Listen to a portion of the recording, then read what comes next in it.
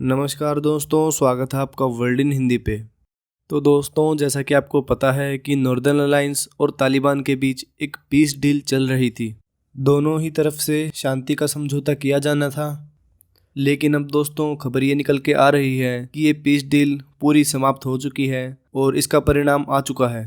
तो दोस्तों आपको बता दूं कि ये पीस डील पूरी तरह से रद्द हो चुकी है। तालिबान और नॉर्दर्न अलायंस के बीच कोई भी शांति समझौता नहीं होगा।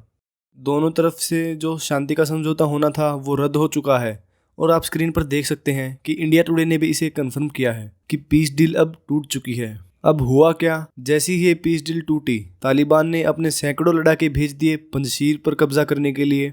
और क्या हुआ, वहां पर तालिबान ने पंजशीर को 4 घंटे की मोहलत दी कि या तो आप सरेंडर कर दीजिए, नहीं तो हम यहाँ पे चढ़ाई शुरू करेंगे और आप पर हमला करेंगे। लेकिन क्या था, जब 4 घंटे तक नॉर्दर्न अलायंस ने सरेंडर नहीं किया तो तालिबानियों ने पंजशीर पर चढ़ाई करना शुरू कर दिया। लेकिन रास्ते में क्या हुआ, रास्ते में तालिबान की भिड़ंत हुई नॉर्दर्न अलायंस के लड़ाकों से। वहां पर उनके 300 के 300 तालिबानियों को मार दिया गया नॉर्दर्न अलायंस के द्वारा। जी हाँ दोस्तों, 300 के 300 तालिबानी मारे गए इस हमले में।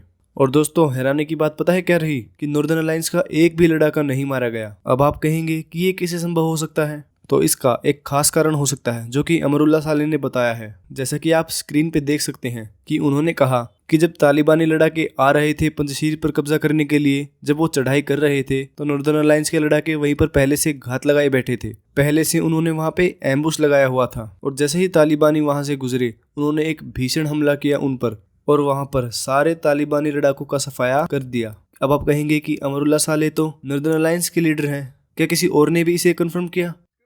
तो बिल्कुल किया। स्क्रीन पर आप देख सकते हैं कि आज तक ने बीबीसी के हवाले से इस बात को कंफर्म किया है कि नॉर्दर्न अलायंस ने तालिबान के 300 लड़ाके मार गिराए हैं और जो चढ़ाई की कोशिश थी तालिबान की वो पूरी तरह से विफल रही है, बल्कि पंजशीर की सीमा तक भी नहीं पहुंच पाए तालिबानी लड़ाके। अब आप कहेंगे कि सिर्फ इतना ही हुआ है, तो सिर्फ इतना ही नहीं, जो नॉर्दर्न अलायंस है उन्होंने एक बहुत ही महत्वपूर्ण और स्ट्रेटेजिक पुल को भी तबाह कर दिया है और ये एक बहुत ही जरूरी जरिया था तालिबानी लड़ाकों की सप्लाई का। ऐसे में तालिबान को आने वाले समय में सप्लाई की एक बहुत ही बड़ी दिक्कत से जूझना पड़ेगा। और अब आपको कुछ कुछ याद आ रहा होगा कि छिपकर हमला करना, दुश्मन की सप्लाई तोड़ना, ये सब तरीके तो तालिबान आजमाता था अशरफ गनी की सरकार पे। और इसीलिए दोस्तों नॉर्दर्न अलायंस को अब तक हराया नहीं गया है, क्योंकि इसकी वो सेम टैक्टिक है जो कि तालिबान खुद अपनाता है, जैसे कि गुरिल्ला वारफेयर, छिपकर हमला करना।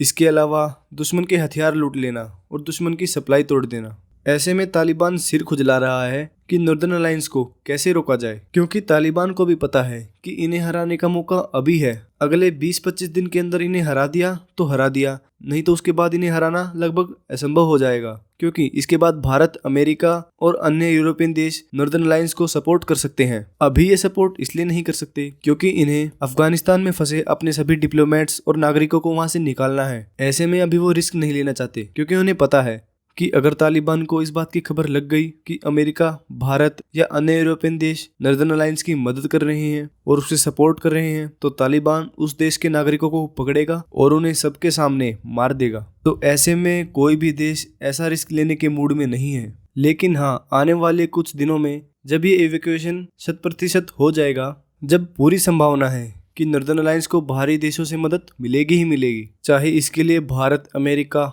और यूरोपियन देशों की खुफिया एजेंसियों को कोई भी रास्ता निकालना पड़े, लेकिन वो निकाल लेंगे।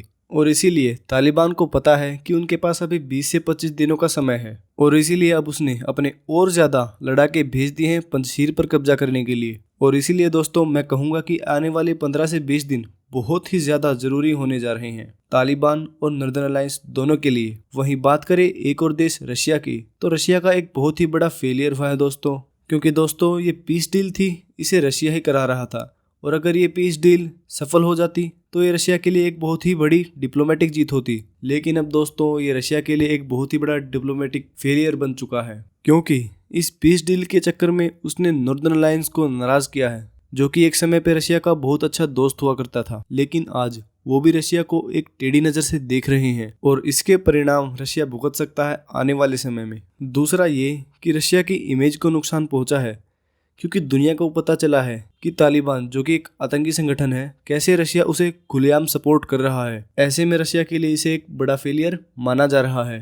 हालांकि आपका इस पूरे मामले पर क्या व्यू ऑफ पॉइंट है, कमेंट करके ज़रूर बताइएगा। साथ ही इस वीडियो को शेयर कीजिएगा और चैनल को सब्सक्राइब कीजिएगा। मिलते हैं अगली वीडियो में। धन्यवाद।